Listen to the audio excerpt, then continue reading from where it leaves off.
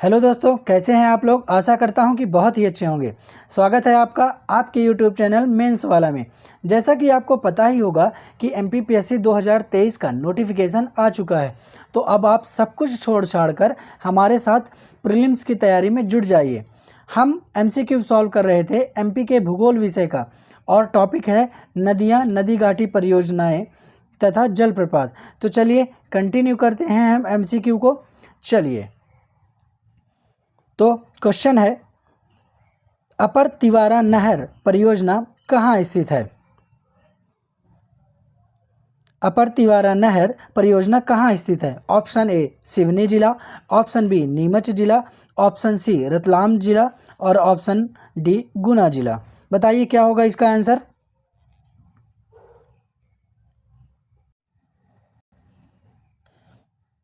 तो चलिए, इसका उत्तर होगा उत्तर ए सिवनी जिला। ठीक है, अपर तिवारा नहर परियोजना सिवनी जिले में स्थित है। तो चलिए इसका देखते हैं एक्सप्लेनेशन। तो देखते हैं एक्सप्लेनेशन। अपर तिवारा नहर परियोजना कहाँ स्थित है। सिवनी जिले में। और सिवनी जिले की किस तहसील में स्थित है। भीमगढ़ में। भीमगढ़ में बैनगंगा नदी पर है। और यहीं क्या है, इसका ऊपरी हिस्सा कौन सा है, संजय सरोवर बांध है। और संजय सरोवर के बांध के ही माध्यम से क्या किया जाता है, वहाँ पर सारी जगह पर सिंचाई की जाती है। तो चलिए देखते हैं अब नेक्स्ट क्वेश्चन। नेक्स्ट क्वेश्चन है, नर्मदा एक अलग जल निकासी पैटर्न को दर्शाती है क्योंकि। ऑप्शन ए है, यह एक दरार घाटी से गुजरता है। ऑप्शन बी, यह पश्चिम की ओर बहती है। ऑप्शन सी, यह भी कई सहायक नदियों के पास नहीं है। यह भी कई सहायक नदियों के पास नहीं है। और ऑप्शन डी, यह एक छोटी नदी है। तो आपको बताना है कि जो नर्मदा नदी है वो क्या है, एक जल निकासी पैटर्न को दर्शाती है। उसके क्या कारण है। ऑप्शन ए, एक दरार घाटी से होकर गुजरता है। ऑप्शन बी, पश्चिम की ओर बहती है। ऑप्शन सी, सहायक नदियों के पास नहीं है। और option D, it is a short river. तो शॉर्ट रिवर है, ये छोटी नदी है। चलिए बताइए क्या होगा इसका आंसर। चलिए इसका उत्तर होगा बी, इसका उत्तर होगा ए। क्या होगा इसका उत्तर, ए। चलिए देखते हैं एक्सप्लेनेशन, देख लेते हैं। यह एक दरार घाटी से होकर गुजरता है। चलिए, मध्य प्रदेश की जीवन रेखा, एक पॉइंट ये भी है कि मध्य प्रदेश की जीवन रेखा सीधे स्ट्रेट फॉरवर्ड प्रीलिम्स में क्वेश्चन आ जाता है कि मध्य प्रदेश की जीवन रेखा कहीं जाने वाली कौन सी नदी है। तो मध्य प्रदेश की जीवन रेखा कौन सी है, नर्मदा नदी। एक जल निकासी पैटर्न को दर्शाती है क्योंकि यह कहाँ से होकर बहती है, दरार घाटी से बहती है। नर्मदा नदी कौन कौन राज्यों से होकर गुजरती है, महाराष्ट्र, गुजरात, मध्य प्रदेश तो है ही, महाराष्ट्र, गुजरात राज्य से होकर कितनी किलोमीटर की दूरी तय करती है, ये 1312 किलोमीटर की दूरी तय करती है। और फिर कहाँ पर, खंबात की खाड़ी में जाकर अरब सागर में मिल जाती है। और मध्य प्रदेश में कितने किलोमीटर की दूरी तय करती है, 1077 किलोमीटर है। इसके समानांतर क्या है, भ्रंश घाटी से बहने वाली दूसरी कौन सी नदी है, ताप्ती नदी, जो कि सतपुड़ा श्रेणी में मुल्ताई से उद्गम होकर सूरत के निकट अरब सागर में मिल जाती है। ठीक है, चलिए बढ़ते हैं नेक्स्ट क्वेश्चन की ओर। एक पंच एक तालाब है। ऑप्शन ए, एक घर में एक टैंक परियोजना, one house one tank project. Option B, शहरी वर्षा जल संचयन उद्यम, urban rain water harvesting venture. Option C, कुओं और टैंकों के निर्माण के लिए पंचायत स्तर परियोजना। ऑप्शन डी, कुओं और टैंकों के निर्माण के लिए संसाधनों और धन का निवेश। बताइए क्या होगा इसका उत्तर। एक पंच एक तालाब है, क्या होना चाहिए इसका उत्तर। तो इसका आंसर है आंसर सी। ठीक, चलिए देखते हैं एक्सप्लेनेशन क्या होगा। एक पंच एक तालाब पंचायत स्तर पर कुओं और टैंकों के निर्माण की क्या है, परियोजना है। तो एक इम्पॉर्टेंट पॉइंट ये भी है कि जो गवर्नमेंट स्कीम्स है या कि जो परियोजनाएं वगैरह हैं, योजनाएं हैं, इनको आप ज़रूर अच्छे से पढ़ लीजिएगा। ये भी डायरेक्ट कभी कभी प्रीलिम्स में भी आ जाते हैं, मेंस में तो आते ही हैं। मेंस में हमको उन फैक्टों को लिखना ही पड़ता है आंसर राइटिंग में, लेकिन प्रीलिम्स में डायरेक्ट स्कीम से भी क्वेश्चन आते हैं।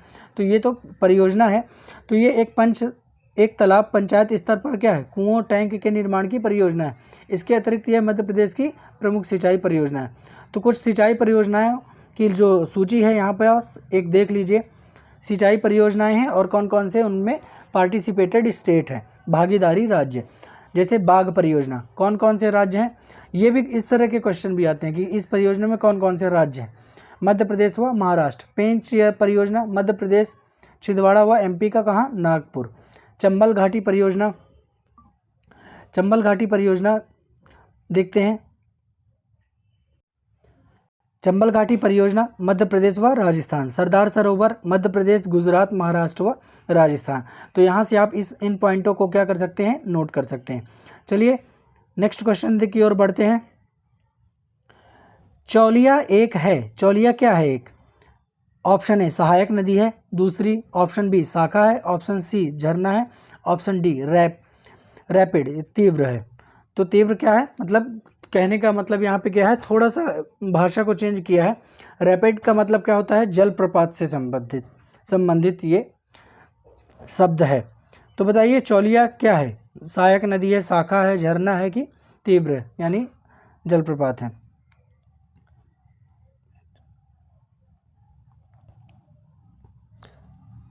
बताइए क्या होगा इसका आंसर। चलिए इसका उत्तर होगा ए।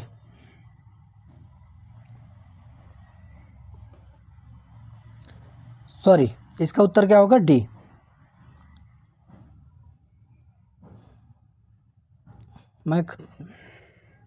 इसका उत्तर होगा डी।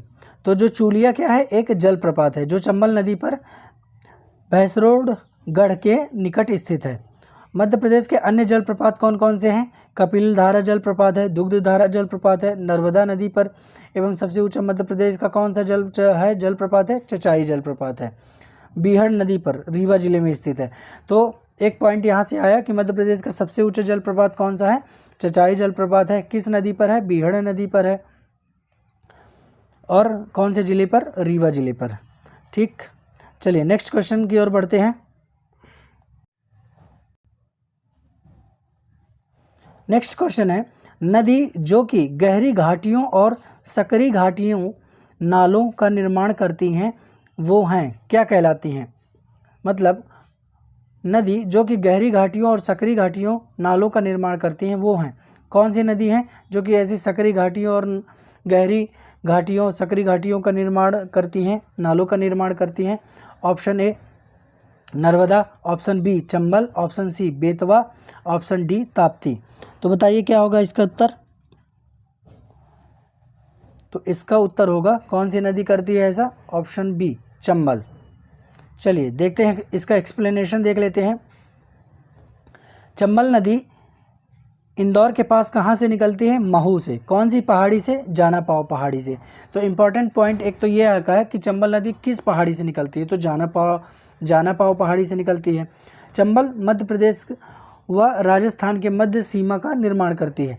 मतलब उत्तरी सीमा का निर्माण कौन सी करती है, चंबल नदी करती है। इसकी कुल लंबाई कितनी है, 966 किलोमीटर है। तो एक पॉइंट ये भी निकल कर आता है कि इसकी लंबाई कितनी है, 966 किलोमीटर। ठीक, यह मध्य प्रदेश तथा राजस्थान की सीमा पर गहरी एवं सकरी घाटियों का निर्माण करती है। तो कहाँ की सीमा पर, मध्य प्रदेश और राजस्थान के सीमा पर। चलिए नेक्स्ट क्वेश्चन की ओर बढ़ते हैं। वेत्रावती नाम नदी को दिया गया था। Vetravati is the name that was given to the river. किस नदी को दिया गया था वेत्रावती नाम, बताइए। Option A Sindh, option B Narmada, option C Betwa, option D Chambal. Vetravati नाम किस नदी को दिया गया था, बताइए। चलिए देखते हैं क्या होगा।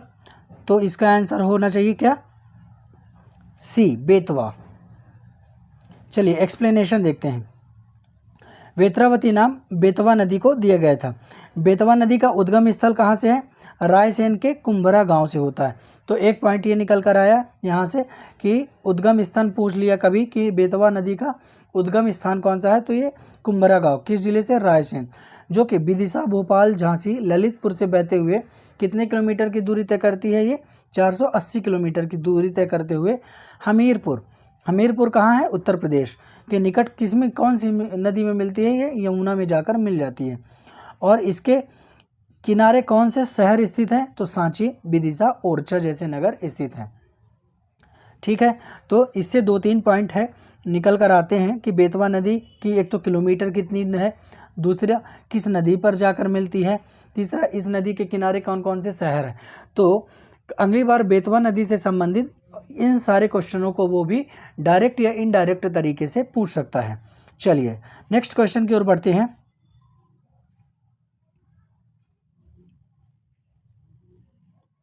नेक्स्ट क्वेश्चन है, मैकाल पहाड़ियाँ विभिन्न नदियों का स्रोत हैं और इसलिए इसको कहा जा सकता है। ऑप्शन ए नदी घाटी, option B glacier, option C watershed, option D जल स्रोत। बताइए, मैकाल पहाड़ियाँ विभिन्न नदियों का स्रोत हैं इसलिए इसको क्या कहा जा सकता है। तो मैकाल पहाड़ियाँ जो कि नदियों का स्रोत है उसको हम और क्या कह सकते हैं, बताइए क्या होगा इसका उत्तर।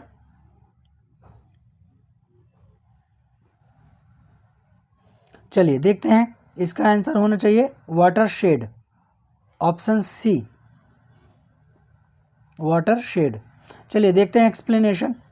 वाटरशेड या जल संभर या द्रोणी, इसको 2-3 नामों से जानते हैं। तो कभी जल संभर आ जाए या कि द्रोणी आ जाए तो आप कंफ्यूज मत होइएगा और इन सारे टर्म्स को ध्यान रखिएगा कि इसको वाटरशेड को ये हिंदी में बोलते हैं। विभाजक शब्द का भी जल प्रयोग है जो कि क्या करता है, विस्तृत क्षेत्र को अलग अलग जल मंडलों में विभाजित कर देता है। तो मैकाल की पहाड़ियाँ हैं जो हैं वो क्या करता है कि विभिन्न नदियाँ जैसे कि नर्मदा हो गई, सोन हो गई, जोहिला, यहाँ क्या है इनका उद्गम स्थान है। तो क्या करते हैं, यहाँ से अलग अलग दिशाओं में ये प्रवाहित होती हैं। जैसे कि क्या होता है, कोई किसी दिशा में जा रही है, कोई पूर्व से पश्चिम, कोई पश्चिम से पूर्व। ठीक है, तो ये क्या है, एक किसका काम करती हैं, विभाजक का कार्य करती हैं। कौन करता है, मैकाल की पहाड़ियाँ। चलिए नेक्स्ट क्वेश्चन की ओर देखते हैं। बरोदिया नदी में एक सिंचाई नहर है। Barodia is an irrigation canal in river. बताइए, option A Mahanadi, option B Narmada, option C Chambal, option D Tawa. Barodia में सिंचाई नहर है तो कौन सी नदी है वहाँ पे। चलिए देखते हैं इसका उत्तर क्या होगा। इसका उत्तर होना चाहिए ऑप्शन सी चंबल। जिनका जिनका सही है, जिनका गलत है तो वो देखते हैं। चलिए एक्सप्लेनेशन देखते हैं। बरोदिया चंबल नदी में एक सिंचाई नहर है।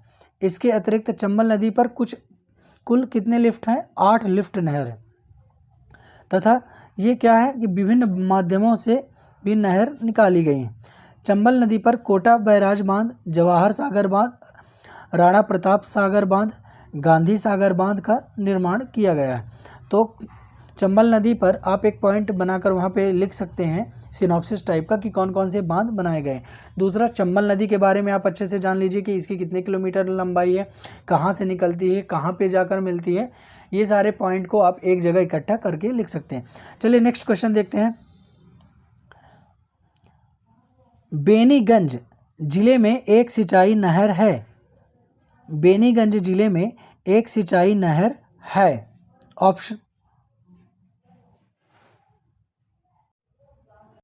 Option A Chhatarpur, option B Rewa, option C Betul, option D Dewas. बताइए, बेनीगंज नहर जो कहाँ पे है। तो चलिए देखते हैं एक्सप्लेनेशन। इसका उत्तर होगा हमारे ख्याल से क्या होना चाहिए, ए। चलिए देखते हैं इसका एक्सप्लेनेशन। बेनीगंज नहर छतरपुर जिले में एक सिंचाई नहर है। इसके अतिरिक्त मध्य प्रदेश की जो कुछ महत्वपूर्ण सिंचाई परियोजना कौन कौन से हैं, निम्नलिखित हैं। नंबर 1 कौन सा है, बाणसागर। बाणसागर सिंचाई नदी परियोजना किस नदी पर है, ये सोन नदी पर है, गंगा की द्रोणी में स्थित है। ठीक। दूसरा, मोहनपुरा सिंचाई परियोजना, ये चंबल बेतवा द्रोणी में स्थित है। तीसरा, हिम्मतगढ़ सिंचाई परियोजना, ये कहाँ है? यमुना नदी बेसिन पे है। चलिए नेक्स्ट क्वेश्चन देखते हैं।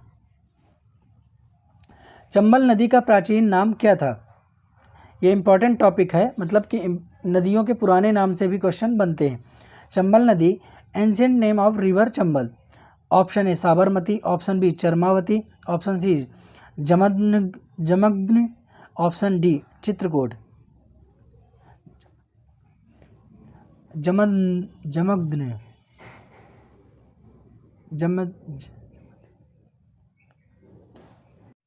बताइए क्या होगा? Option A Sabarmati, option B Charmavati, option C Jamadagni, option D Chitrakoot. तो चंबल नदी का प्राचीन नाम क्या था? चलिए देखते हैं इसका प्राचीन नाम क्या था। इसका आंसर होगा चरमावती, ऑप्शन बी। चलिए एक्सप्लेनेशन देखते हैं। चंबल नदी मध्य प्रदेश के धार जिले की महूत तहसील से जानापाव पर्वत से क्या होती है? निकलती है, और धार, उज्जैन, रतलाम, मंदसौर, भिंड, मुरैना होते हुए कहाँ पे? हमीरपुर, यमुना पर जाकर मिल जाती है। इसके पहले ही हम इसका डिस्कशन कर चुके हैं। टोटल दूरी कितनी है इसकी? 966 किलोमीटर। चलिए नेक्स्ट क्वेश्चन देखते हैं।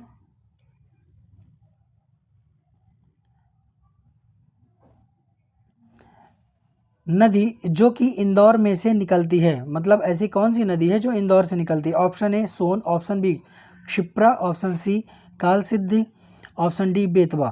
तो कौन सी नदी इंदौर में से निकलती है? चलिए इसका क्या उत्तर होगा? इसका उत्तर होगा क्षिप्रा। चलिए एक्सप्लेनेशन देखते हैं इसका। इंदौर के काकरा बड़ी से क्षिप्रा का क्या होता है? उद्गम होता है। क्षिप्रा की कुल लंबाई कितनी है? 195 किलोमीटर। उज्जैन का बाबा महाकालेश्वर ज्योतिर्लिंग क्षिप्रा पर ही स्थित है, और यहाँ क्या होता है? 12 वर्ष के अंतराल पर एक कुंभ का मेला लगता है। किस नदी के तट पर? क्षिप्रा नदी के तट पर। चलिए देखते हैं नेक्स्ट क्वेश्चन की ओर बढ़ते हैं।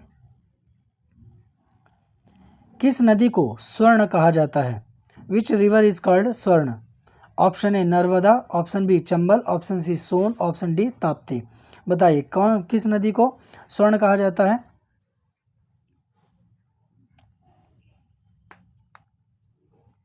बताइए क्या होना चाहिए? तो सोन नदी को क्या बोला जाता है? स्वर्ण। इसका उत्तर क्या होगा? आंसर सी होगा। चलिए एक्सप्लेनेशन देख लेते हैं। सोन नदी को स्वर्ण नदी कहा जाता है। सोन नदी मध्य प्रदेश के किस जिले से निकलती है? अनूपपुर जिले में। कहाँ? किस पहाड़ी से? अमरकंटक की पहाड़ी से। इस नदी के बालू, यानी बालू क्या है? यानी रेत के कण के किस रंग के होते हैं? पीले रंग के, जो सोन की तरह चमकते हैं। इस नदी के रेत भवन, इस नदी का जो रेत है वो किसके लिए प्रयोग किया जाता है? भवन निर्माण आदि के लिए।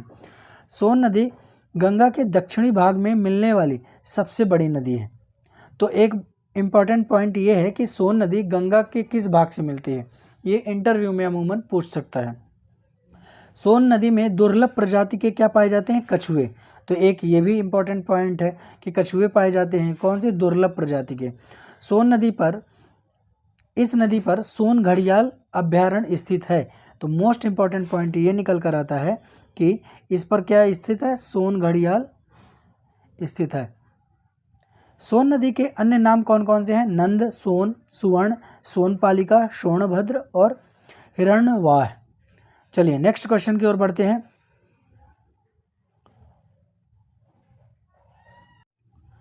जब हार्ड और सॉफ्ट चट्टानें वैकल्पिक व्यवस्थित हों तब नर्मदा और ताप्ती जैसी नदियां इन चट्टानों के माध्यम से प्रवाहित होती हैं और सॉफ्ट चट्टानों को नष्ट करने की कोशिश करती हैं। इस सुविधा को कहा जाता है? ऑप्शन ए ब्लॉक पर्वत, ऑप्शन बी दरार घाटियाँ, ऑप्शन सी झरने, ऑप्शन डी रैपिड यानी उतार। बताइए क्या कहा जाता है? जब, एक बार और मैं प्रश्न पढ़ रहा हूँ, जब हार्ड और सॉफ्ट चट्टानें वैकल्पिक व्यवस्थित हों तब नर्मदा और ताप्ती जैसी नदियाँ क्या करती हैं? इन चट्टानों के माध्यम से प्रवाहित होती हैं और इन चट्टानों को क्या करती हैं? वो नष्ट करने की कोशिश करती हैं। तो इस सुविधा या इस व्यवस्था को क्या बोला जाता है? ऑप्शन ए है कि ब्लॉक पर्वत बोल देते हैं, कि दरार घाटियाँ बोलते हैं, कि झरने बोल देते हैं, कि रैपिड उतार बोल देते हैं। चलिए बताइए क्या होगा इसका उत्तर। तो इसका आंसर होगा दरार घाटियाँ। चलिए एक्सप्लेनेशन देखते हैं इसका। नर्मदा और ताप्ती जैसी नदियाँ क्या करती हैं, इन चट्टानों के माध्यम से प्रवाहित होती हैं। तो क्या करती हैं, सॉफ्ट चट्टानों को क्या करती हैं, नष्ट करती हैं, और इसी सुविधा को हम दरार घाटियाँ बोलते हैं। भारत में पूरी तरह से बहने वाली जो दरार घाटी नदी हैं वो नर्मदा है, ताप्ती, माही व दामोदर नदी। ठीक है, तो नर्मदा के साथ साथ ये जो घाटियाँ बनाते हुए जो नदियाँ बहती हैं वो कौन कौन सी हैं, माही भी है, दामोदर भी है और ताप्ती भी है। चलिए नेक्स्ट क्वेश्चन की ओर देखते हैं।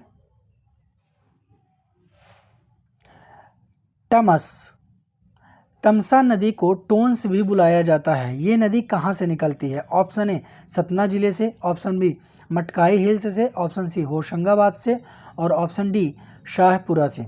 बताइए क्या होगा इसका उत्तर। जो river Tams is also called a Tons, this rivers originates in, कहाँ से निकलती है? सतना, मटकाई, होशंगाबाद, शाहपुरा। चलिए इसका उत्तर क्या होगा? इसका उत्तर होना चाहिए ऑप्शन ए, सतना से निकलती है। चलिए एक्सप्लेनेशन से देखते हैं और पॉइंट्स क्या हो सकते हैं। टमस नदी जो है वो सतना जिले में टोंस नदी के नाम से जानी जाती है। टोंस नदी मध्य प्रदेश के सतना जिले के कहाँ से? मैहर तमसा कुंड पहाड़ी कौन सी है? कैमूर की पहाड़ी से निकलकर उत्तर पूर्व दिशा में प्रवाहित होती है और कहाँ जाकर? प्रयागराज यानी इलाहाबाद के सिरसा नामक स्थान पर गंगा नदी में मिल जाती है। ठीक है, चलिए नेक्स्ट क्वेश्चन की ओर बढ़ते हैं। एमपी के खंडवा जिले में स्थित बांध का नाम बताइए जिसमें भारत का सबसे बड़ा संभरण है। बताइए, ऑप्शन ए इंदिरा सागर बांध, ऑप्शन बी महेश्वर बांध, ऑप्शन सी मान बांध और ऑप्शन डी तवा बांध। तो प्रश्न ये है कि एमपी के खंडवा जिले में कौन सा ऐसा बांध है जहां की भारत का सबसे बड़ा क्या है? संभरण। चलिए इसका उत्तर क्या होगा? इसका उत्तर होगा ऑप्शन ए इंदिरा सागर बांध। चलिए एक्सप्लेनेशन देखते हैं इसका क्या होना चाहिए। मध्य प्रदेश के खंडवा जिले में इंदिरा सागर बांध स्थित है जो कि भारत का सबसे बड़ा जल संभरण है। इंदिरा सागर बांध कहाँ है? नर्मदा नदी पर निर्मित एक कैसी बहुउद्देशीय परियोजना है और यह बांध खंडवा के किस ग्राम से है? पुनासा गांव से स्थित है। इस परियोजना की आधारशिला जो थी वो कौन रखी थी? श्रीमती इंदिरा गांधी द्वारा। कब रखा गया था? 23 अक्टूबर 1984 को रखा गया था। इस बांध से 2004 से 1000 मेगावाट विद्युत उत्पादन किया जाता रहा है। मतलब सन 2004 से 1000 मेगावाट की विद्युत उत्पादन किया जाता है। इस नदी पर सरदार सरोवर बांध, महेश्वर बांध और ओंकारेश्वर परियोजना तथा रानी अवंती बाई सागर या बरगीस बांध स्थित है। चलिए ठीक है, तो आप इन सारे पॉइंट्सों को मैं आशा करता हूं कि आप लिख रहे होंगे। चलिए नेक्स्ट क्वेश्चन देखते हैं। वैनगंगा नहर कहाँ स्थित है? बताइए, बालाघाट जिले में, ऑप्शन बी रायसेन जिले में, ऑप्शन सी विदिशा जिले में, ऑप्शन डी बरना बांध। तो वैनगंगा नहर कहाँ स्थित है?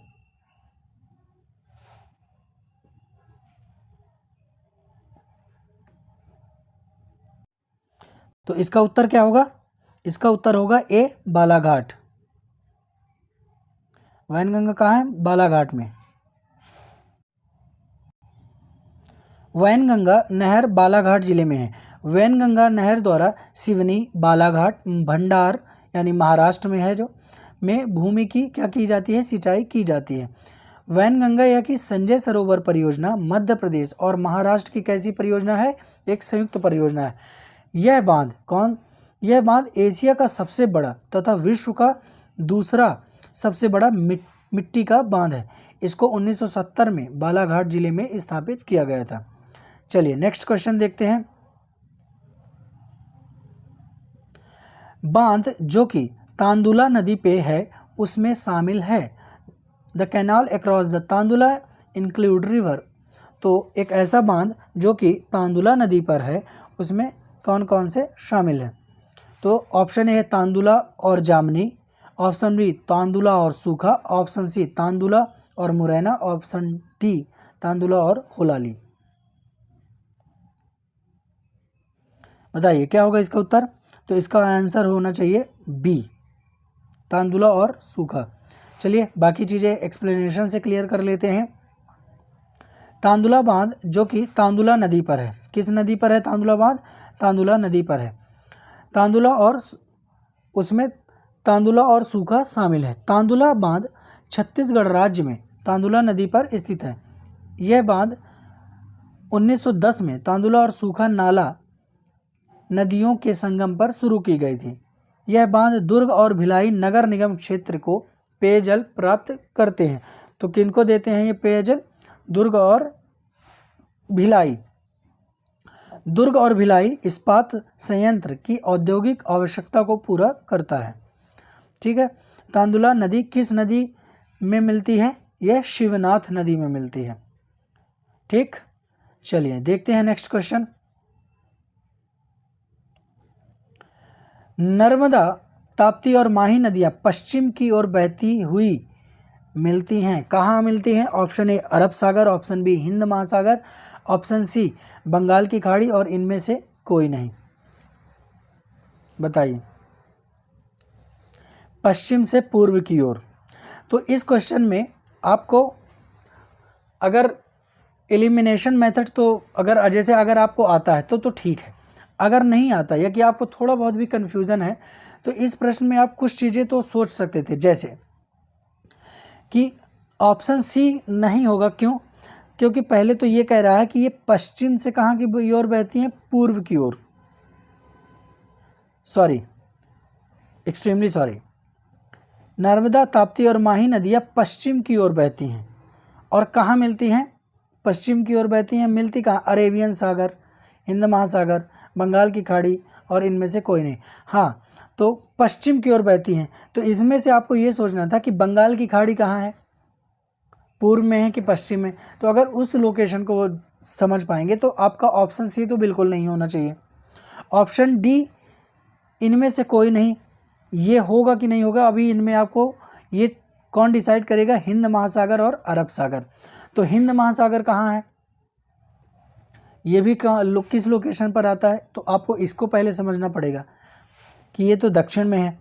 तो इसका आंसर क्या होना चाहिए? इसका आंसर होना चाहिए ऑप्शन ए, क्योंकि पश्चिम में कौन सा सागर है? अरब सागर है। ठीक है। और नर्मदा कहाँ जाकर गिरती है? खंबात की खाड़ी, अरब सागर में।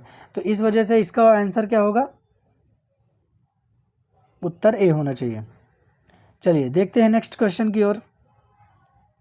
इसका एक्सप्लेनेशन देख लेते हैं थोड़ा। नर्मदा, ताप्ती और माही नदी पश्चिम की ओर बहती हैं और मिलती कहाँ है? अरब सागर में। नर्मदा कहाँ से निकलती है? मैकाल पर्वत श्रेणी से। ठीक है, अमरकंटक पहाड़ी से निकलती है। यह दक्षिण में सतपुड़ा और उत्तर में विंध्याचल पर्वत श्रेणियों के मध्य भ्रंश घाटी बनाते हुए प्रवाहित होती हैं और गुजरात में भड़ौच के समीप कहाँ गिरती हैं? अरब सागर में मिलती है। दूसरी ताप्ती नदी, ताप्ती कहाँ से निकलती है? बैतूल जिले से। किस पर्वत श्रेणी से? सतपुड़ा पर्वत श्रेणी के। कहाँ से? मुल्ताई से निकलती है। यह भ्रंश घाटी नर्मदा नदी के समानांतर पूर्व से पश्चिम दिशा में प्रवाहित होती है, ये भी अरब सागर में मिलती है। तीसरा माही नदी। माही नदी भारत की एक प्रमुख नदी है जो कि मध्य प्रदेश के धार जिले के भिंड ग्राम के समीप विंध्याचल पर्वत श्रेणी से निकलती है। इस नदी का प्राचीन नाम क्या था? महाती। इसे पृथ्वी की पुत्री भी कहा जाता है। तो ये एक इम्पॉर्टेंट पॉइंट है कि पृथ्वी की पुत्री नाम से किस नदी को जाना जाता है। ये प्रीलिम्स बेस्ड क्वेश्चन बन सकता है यहाँ पे। यह नदी दक्षिण पश्चिम दिशा की ओर प्रवाहित होती है और ये भी कहाँ मिलती है? अरब सागर में। और एक इम्पॉर्टेंट पॉइंट ये है कि यही एक मात्र ऐसी नदी है जो कि कर्क रेखा को कितनी बार काटती है? 2 बार काटती है। ठीक, चलिए देखते हैं नेक्स्ट क्वेश्चन की ओर। बरना इज लोकेटेड, बरना कहाँ स्थित है? ऑप्शन ए रायसेन जिले में, ऑप्शन बी बड़वानी जिले में, ऑप्शन सी डिंडौरी जिले में, ऑप्शन डी अशोकनगर जिले में। बताइए कहाँ स्थित है। चलिए देखते हैं इसका एक्सप्लेनेशन।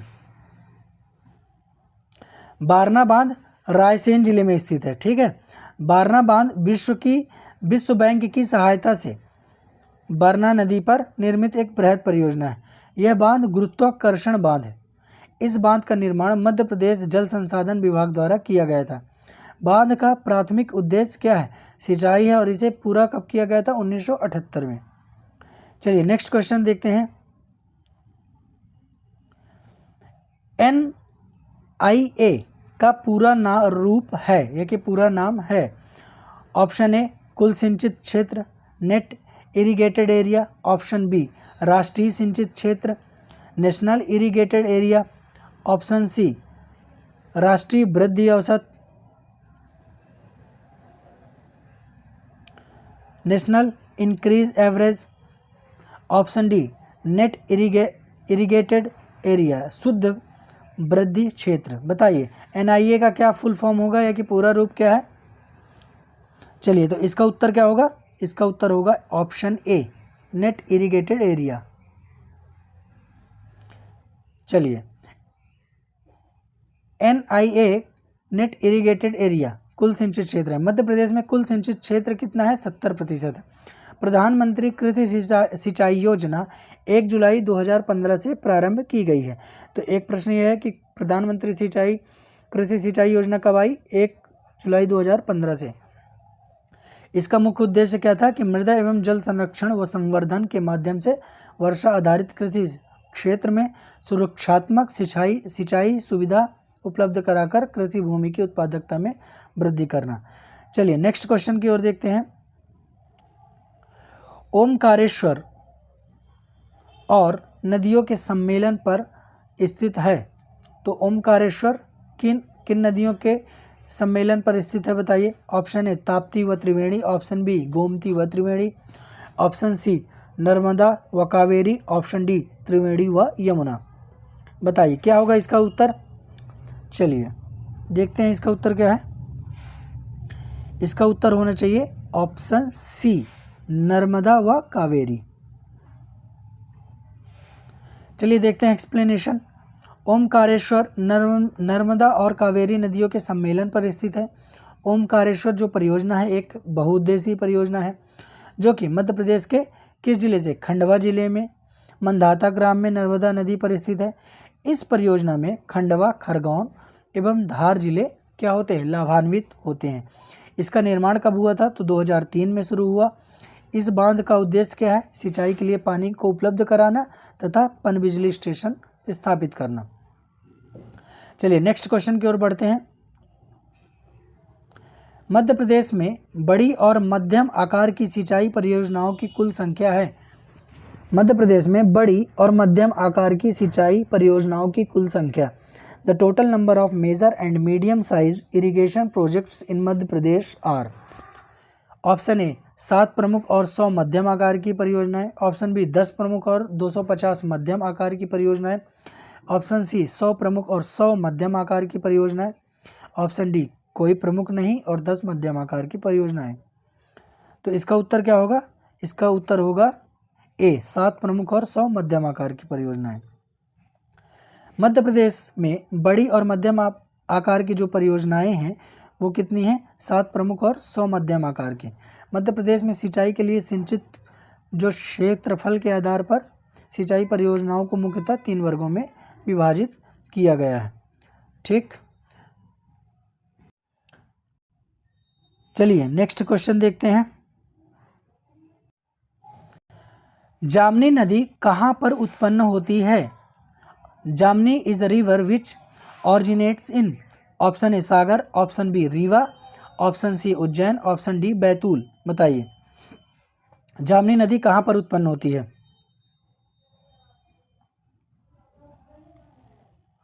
चलिए देखते हैं अब इसका उत्तर क्या होगा।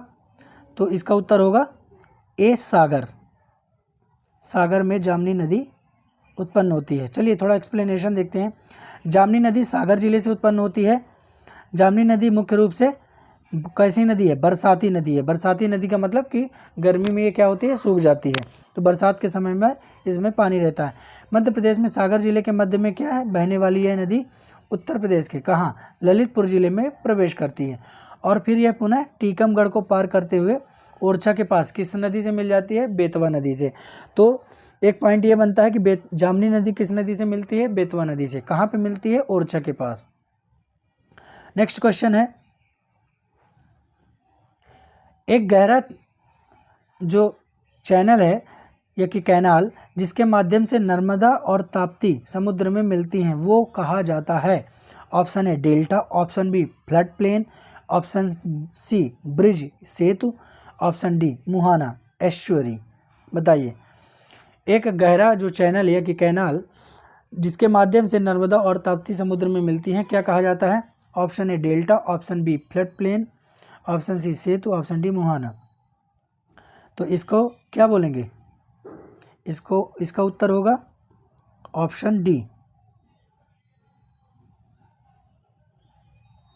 एस्चुरी। चलिए एक्सप्लेनेशन देखते हैं। एक गहरा चैनल जिसके माध्यम से नर्मदा और ताप्ती नदी समुद्र में मिलती हैं उसे क्या बोलते हैं, मुहाना या एस्चुरी कहा जाता है। नर्मदा नदी वही मैकाल पर्वत श्रेणी के समीप कहाँ से निकलते हैं, अमरकंटक से निकलती है। और दक्षिण में सतपुड़ा और उत्तर में विंध्याचल पर्वत श्रेणियों के मध्य कहाँ से है, भ्रंश घाटी से प्रवाहित होती है और गुजरात में जाकर भरूच के नज़दीक अरब सागर में मिल जाती है। ठीक है। और ताप्ती नदी कहाँ से निकलती है, बैतूल जिले से निकलती है। ठीक है। किस पर्वत श्रेणी से, सतपुड़ा पर्वत श्रेणी से। कहाँ से, मुल्ताई पहाड़ी से निकलती है।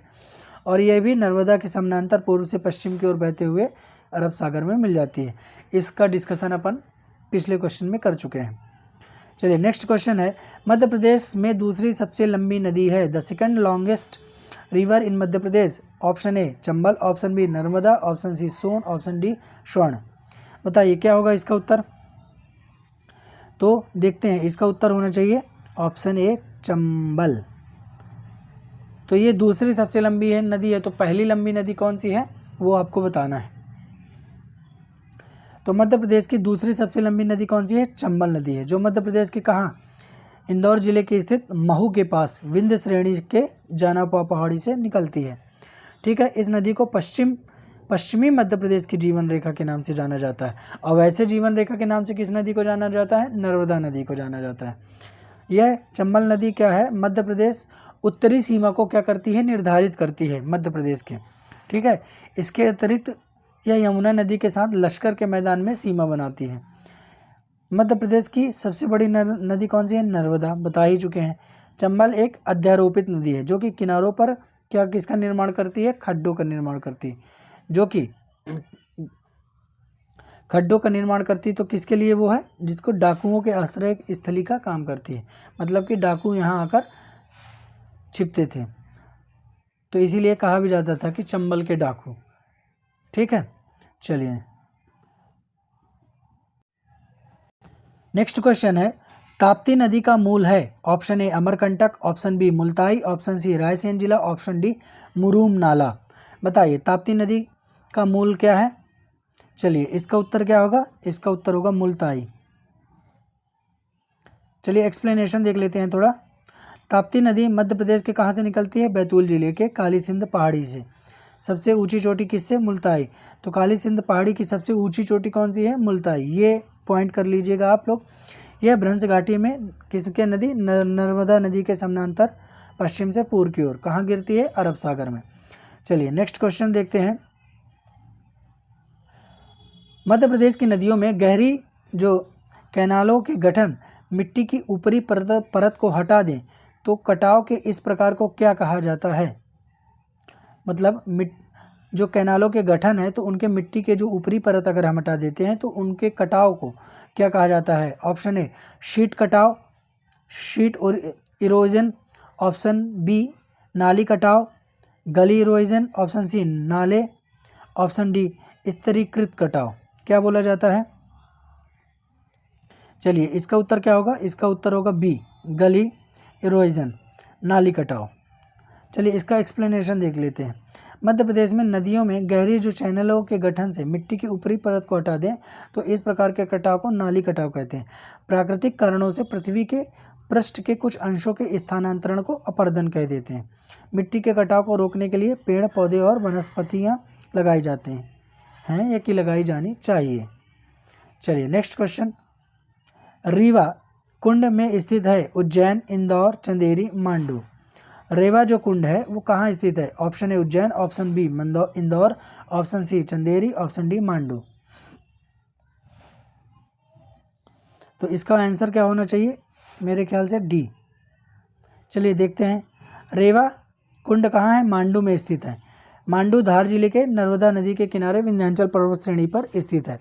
इसे मांडवगढ़ या सादियाबाद के नाम से भी जाना जाता है। रेवा कुंड का निर्माण बाज बहादुर ने करवाया था।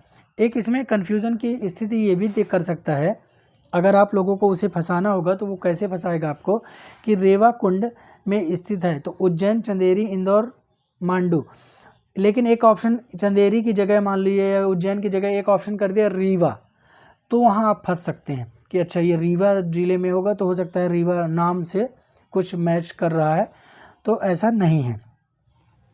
ठीक है, तो कहाँ है ये? मांडू जिले में स्थित है।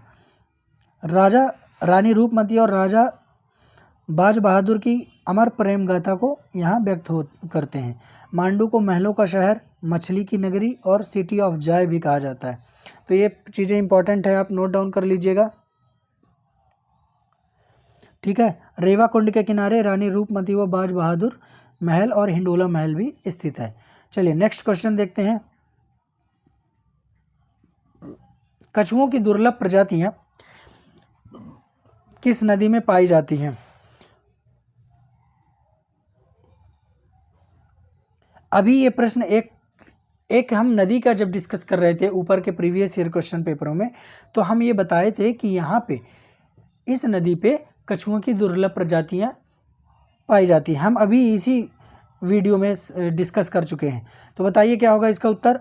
Option A Chambal, option B Son, option D C Jamni, option D Chambal. इसमें चंबल 2 बार कर दिया है, ए भी ऑप्शन किया हुआ है, डी भी ऑप्शन चंबल ही किया है, तो ऑप्शन डी इसमें आप नर्मदा कर लीजिए। तो इसका उत्तर क्या होगा? ऑप्शन बी सोन। चलिए इसका एक्सप्लेनेशन देखते हैं। कछुओं की दुर्लभ प्रजातियां सोन नदी में पाई जाती हैं। सोन नदी मध्य प्रदेश के कहाँ से निकलती है? अनूपपुर जिले के अमरकंटक पहाड़ी से उत्तरी किनारों पर जलप्रपात की श्रृंखला का निर्माण करती है और यह आगे जाकर रामनगर यानी टानापुर बिहार में गंगा नदी में मिल जाती है। इस नदी पर क्या है? सोन अभ्यारण्य का विकास शहडोल जिले में कब किया गया था? 1981 में किया गया था। सोन घड़ियाल, मगरमच्छ, कछुए पाए जाते हैं। सोन नदी के अन्य नाम क्या है? नंद, सुवर्ण, सोनपालिका, सोनभद्र, सुआ, हिरण्यवाह। ठीक, चलिए नेक्स्ट क्वेश्चन की ओर बढ़ते हैं। नेक्स्ट क्वेश्चन है, चंबल, जामनी और कुंवारी इस नदी के द्रोणी का एक हिस्सा है। Option A Ganga, option B Narmada, option C Yamuna, option D Chambal. बताइए चंबल, जामनी और कुंवारी किस नदी के द्रोणी का हिस्सा है? तो चलिए इसका उत्तर क्या होगा? गंगा। चलिए एक्सप्लेनेशन देखते हैं। चंबल, जामनी और कुंवारी नदी गंगा नदी द्रोणी का एक हिस्सा है। गंगा अपवाह तंत्र मध्य प्रदेश का सबसे बड़ा अपवाह तंत्र है जो राज्य के उत्तर एवं उत्तरी पूर्वी जिलों में विस्तृत है। इसके अंतर्गत क्या है? आंशिक रूप से राज्य के मध्य पश्चिमी भाग में ये सम्मिलित है। गंगा अपवाह तंत्र के 3 उपतंत्र हैं। ऑप्शन ए यमुना, इस उपतंत्र में चंबल, सिंध, जामनी, बेतवा, धसान, कैन, पैसुनी, बैथान आदि नदियां हैं। ऑप्शन बी टोंस, बीहर, ओदा, महान आदि। ऑप्शन सी सोन, जोहिला, बनास, गोयद, रिहंद, कुन्हार आदि। ठीक, आज इतने ही क्वेश्चंस हम इस वीडियो में करेंगे। बाकी के बचे हुए क्वेश्चंस जो हैं हम नेक्स्ट वीडियो में करेंगे। तब तक के लिए आप बने रहिए हमारे यूट्यूब चैनल मेंस वाला में। धन्यवाद।